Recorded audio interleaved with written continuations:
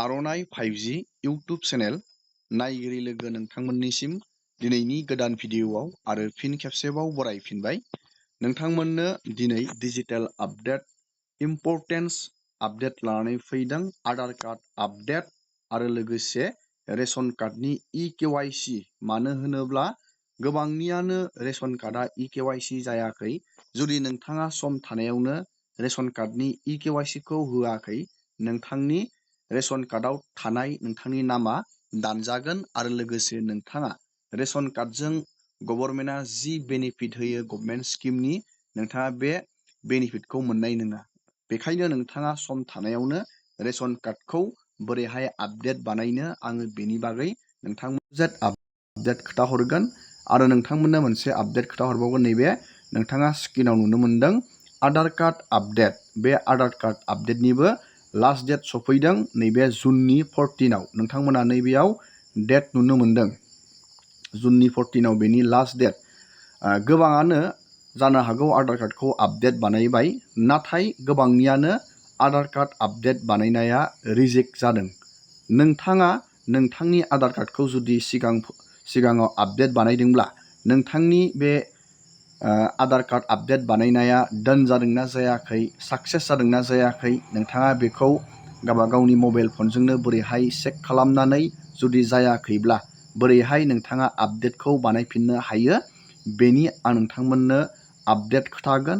बा जाय बिथांमोना गोदानै बे आधार कार्डखौ आपडेट खालामनो सानदों, नोंथाङा दासिमबो आधार कार्डखौ आपडेट बानायाखै, नोंथांमोना बोरैहाय आधार कार्डखौ आपडेट बानायनो, बेनि आं नोंथांमोननो A to Z आपडेट खोथा हरगोन दिनैनि नैबे भिडिअ'आव। जुदि नोंथाङा इन्टारेस्टेड भिडिअ'खौ जोबजासे नायलांबाय थाबानो जाबाय आरो बेफोरबायदिनो गोदान गोदान आपडेट, डिटेल स्किम, डिजिटेल खौरां जुदि नोंथाङा नायनानै मोजां मोनो, चेनेलाव जुदि गोदान फैदों चेनेलखौ साबस्क्राइब खालामबानो जाबाय। नोंथांमोना नैबे स्क्रिनाव नुनो मोनदों माइ आधार।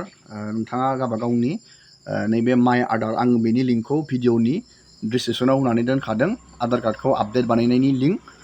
लोगोसे नोंथाङा नैबे गावनि मबाइलनि स्क्रिनाव बेबायदि नुगोन upload documents in support of identity and address. नोंथाङा नोंथांनि आइडेन्टिटी डकुमेन्ट आरो एड्रेस प्रुफ डकुमेन्टखौ आपल'ड खालामनानै आधार कार्डखौ आपडेट खालामनो हागोन।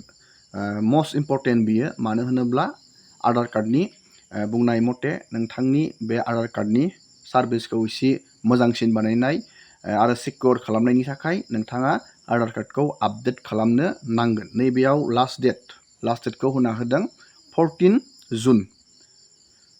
नैबे 14 जुनावनो बेनि लास्ट डेटआ जोबगोन। नोंथाङा नैबे डेटआ जोबोब्लाथाय नोंथाङा गोबां फैसा होनानै आधार कार्डखौ आपडेट बानायनो नांगोन आरो जुदि नोंथाङा बानाया, नोंथांनि आधार कार्डआ डाइरेक्ट इनभेलिड जानानै थागोन, जेबो खामानि होयि जागोन। बेनिखायनो नोंथांमोना जुदि सिगांफोराव बानायदोंब्लाबो नोंथाङा खेबसे चेक खालामना नायबानो जाबाय नोंथांनि आधार कार्डआ आपडेट जादोंना जायाखै।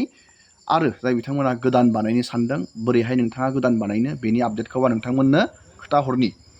नैबेयाव नोंथांमोना नुनो मोनदों व्हाट टु साबमिट। आधार कार्डखौ बोरैहाय नोंथाङा आपडेट बानायनो, मा मा डकुमेन्ट नांगोन, नैबेयाव नोंथांमोना नुनो मोनदों। डकुमेन्टखौ नोंथाङा नायना लाबानो जाबाय। भिडिअआ गोलाव जायो।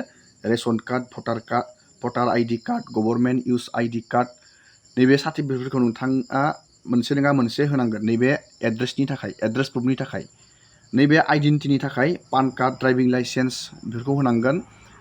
सेकेन्डारि सिनियर स्कुलनि मार्कशिटबाबो जागोन, स्कुल लिभिं सार्टिफिकेटबाबो जागोन। नोंथाङा बेखौ नायना लाबानो जाबाय।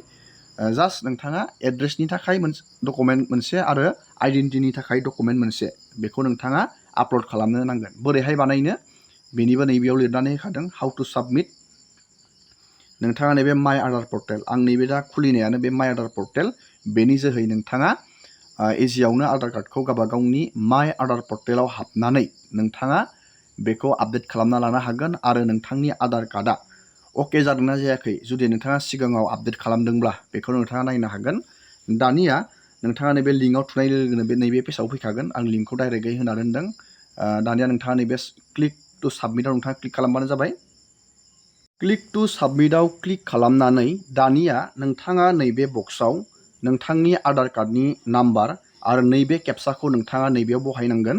आरो बेनि उनाव नोंथाङा लगइन उइथ OTP आव क्लिक खालामनांगोन। नोंथांनि मबाइल नाम्बारा जि आधारजों लिंक दं बेयाव मोनसे OTP फैगोन। OTP खौ नोंथाङा बहायनानै नोंथाङा बेनि पेजाव हाबनो हागोन, माइ आधार पेजाव।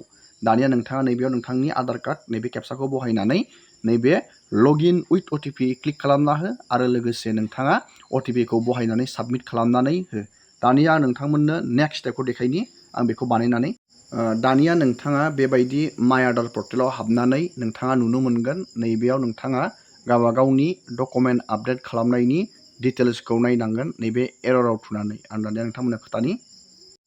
दानिया नोंथाङा बेबायदि नोंथाङा नुनो मोनगोन जुदि नोंथांनि आधार कार्ड एप्लाइ खालामनाय आपडेट खालामनाया जुदि रिजेक्ट जादोंब्ला बेबायदि नोंथाङा नुनो मोनगोन रिजेक्ट नोंथांखौ आरो फिन खेबसे बानायफिननो खोथानाय बेबायदि नोंथाङा नटिस नुनो मोनगोन। जुदि बेबायदि नोंथांनाव खोथैदों नैबायदि कमप्लिट जायाखै अब्ला नोंथाङा फिन आधार कार्डखौ डकुमेन्ट आपल'ड खालामनानै आपडेट खालामफिननो नांगोन। जुदि बेबायदि खोथैदोंब्ला नोंथाङा बेबायदिखौ चेक खालामना नायबानो जाबाय। इम्परटेन्स बियो, मानो होनोब्ला नैबेखौ चेक खालामाबा जुदि नोंथांनि आधार कार्ड आपडेट खालामनाया रिजेक्ट जादोंब्ला नोंथाङा प्रब्लेमाव गोग्लैनो हागौ। बेनिखायनो नोंथाङा बेबायदि आधार कार्डखौ सिगाङाव आपडेट खालामदोंब्लाबो जादोंना जायाखै नोंथाङा नायफिनबानो जाबाय। दानिया नोंथाङा आधार कार्डखौ आपडेट बानायनो थाखाय जाय बिथांमोना गोदान बानायनो सानदों बा बेबायदि जायाखैब्ला नोंथाङा बानायनो सानफिनदोंब्ला नोंथाङा नैबेयाव क्लिक खालामनांगोन। नैबेयाव नोंथाङा क्लिक खालामनांगोन आधार कार्डखौ आपडेट बानायनो थाखाय डकुमेन्ट आपडेट बेयाव नोंथाङा क्लिक खालामबानो जाबाय। दानिया नोंथाङा बे आधार कार्ड आपडेट मोनसे पेजाव थुनाय लोगो लोगोनो बेबायदि फैगोन। नोंथाङा आं दहाय बुंनाय बायदि डकुमेन्ट आपल'ड खालामनो नांगोन। जेरैहाय नैबेयाव आइडि प्रुफ। आइडि प्रुफआव नोंथाङा मा डकुमेन्ट आपल'ड खालामनो बेयाव नोंथाङा नैबे सिलेक्ट नैबे डकुमेन्ट टाइपआव नोंथाङा क्लिक खालामनानै बेयाव नोंथाङा आइडिखौ सिलेक्ट खालामनांगोन। जास्ट बेयाव मोनथाम नोंथाङा टास्कखौ कमप्लिट खालामनानै बेयाव साबमिट खालामनो हागोन। नैबे नोंथांनि फार्स्ट नैबेयाव आइडिखौ नोंथाङा सिलेक्ट खालामदो, बेनि उनाव आपल'ड खालामदो। आपल'ड खालामनाय लोगो लोगोनो दानिया नैबेयाव नोंथाङा अलरेडि बेयाव साबमिट नोंथाङा होनो हागोन। मानो होनबा बेयाव पेमेन्टनि अपसना फैथ'नाय नङा। पेमेन्टनि अपसना बे 14 जुनाव थांबासो बेयाव पेमेन्टनि अपसन फैगोन। दानिया नैबे डकुमेन्ट टाइपआव क्लिक खालामनानै नोंथाङा आइडिनि थाखाय नोंथाङा नैबे भटार आइडि कार्डखौ नोंथाङा बेयाव क्लिक खालामनांगोन बेबायदि। दानिया नोंथाङा नैबेयाव एक्सेप्टआव क्लिक खालामनांगोन। बेनिफ्राय नोंथाङा नैबे सिलेक्ट नैबे डकुमेन्टआव नोंथाङा क्लिक खालामनानै नोंथाङा गावबा गावनि बे आइडि सिलेक्ट खालामनाय भटार आइडिखौ नोंथाङा फट'खौ नोंथाङा बेयाव लाबोनो हागोन। बेबायदि नोंथाङा गावबा गावनि फननि गेलारिनिफ्राय फट'खौ लाबोनानै नोंथाङा आपल'ड खालामनानै होबानो बेयाव फट'आ साबमिट जागोन। जानो हागौ नोंथाङा बुजिबाय। बेबायदिनो नोंथाङा आइडि आरो एड्रेस जेरै सेम बानायदो बेबायदिनो सेम बानायबानो जाबाय। आपल'ड खालामनानै साबमिटआव क्लिक खालामना होबानो अलरेडि नोंथांनि डकुमेन्टआ बेयाव आपल'ड जागोन आरो नोंथांनि आधार कार्डआ आपडेट जागोन। दानिया नोंथाङा रोखा जाबाय। आङो सिगाङावबो बेनि भिडिअ'खौ बानायखांबाय। नोंथाङा सिगांनि भिडिअ'आव थांनानै A to Z नायजागोन। मानो होनोब्ला आं बेयाव दा अलरेडि आंनि आधार कार्डआ बेयाव आपडेट जाबाय। आं दा गोदानै बानायफिननो हाला। नोंथाङा बेबायदि प्रसेसआव बानायबानो जाबाय। दानिया जोङो रेशन कार्डनि eKYC नि आपडेटखौ जोङो सावरायनि। नोंथाङा जुदि दासिमबो eKYC होआखै नोंथाङा बेखौ बोरैहाय होनो आरो मायाव चेक खालामनो नोंथाङा रेशन दखानाव थांनानै बेखौ चेक खालामनांगोन नोंथांनि eKYCआ जादोंना जायाखै। बेयो इम्परटेन्स। जुदि जायाखै नोंथाङा eKYCखौ होनांगोन, आखाइनि फिंगारप्रिन्ट होनांगोन नोंथाङा गावबा गावनि आधार कार्डखौ लांनानै। बे प्रसेसखौ नोंथाङा थाबैनो खालामबानो जाबाय जुदि नोंथाङा दासिमबो रेशन कार्डनि eKYCखौ होआखैब्ला। दिनैनि भिडिअ'खौ आङो बेखिनियावनो फोजोबबाय। नोंथाङा भिडिअ'खौ नायनानै मोजां मोनदोंबा लाइक खालामबानो जाबाय। एसेनोसै दिनैनि भिडिअ'आ।